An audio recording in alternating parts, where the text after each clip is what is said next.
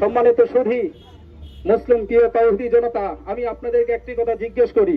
আল্লাহ তাআলা আমাদেরকে এই দুনিয়াতে পাঠিয়েছেন, সাথে একটি ঘোষণা দিয়েছেন, কুল্লু নাফসিন যায়কাতুল মাউত, প্রত্যেকটা মানুষ মৃত্যুবরণ করতে হবে। আমরা সবাই মরবো কি মরবো না বলেন?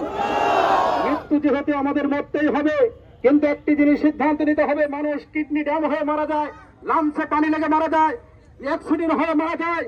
ওই অ্যাক্সিডেন্ট হয়ে লাঞ্চে পানি লেগে আর কিডনি ড্যাম হয়ে মারার কোনো মূল্য নয়।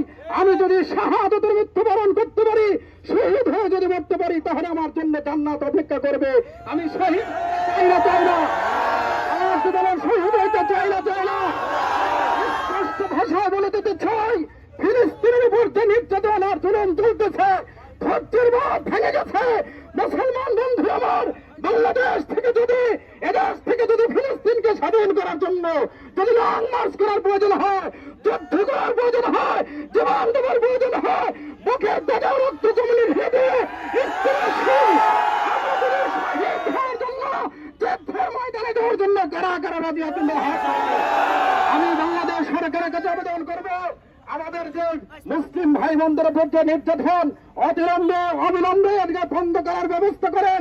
বাংলাদেশ থেকে সেই আবেদন জানাইতে হবে, অন্যথায় আমেরিকার ওই দূতাবাসকে ঘেরাও করা হবে, ভারতের দূতাবাসকে ঘেরাও করে যে ব্যবস্থা নেওয়া দরকার। মুসলমানের ইতিহাস, খালেদ বিন ওয়ালিদের ইতিহাস, শাহজালালের ইতিহাস আমরা ভুলে যাই নাই। আবার যুদ্ধে শাহজালালের সম্মান যুদ্ধে ইনশাআল্লাহ নাসরুম মিনাল্লাহি ওয়া ফাতহুন করিম ওয়া বাশশিরিল মুমিনিন।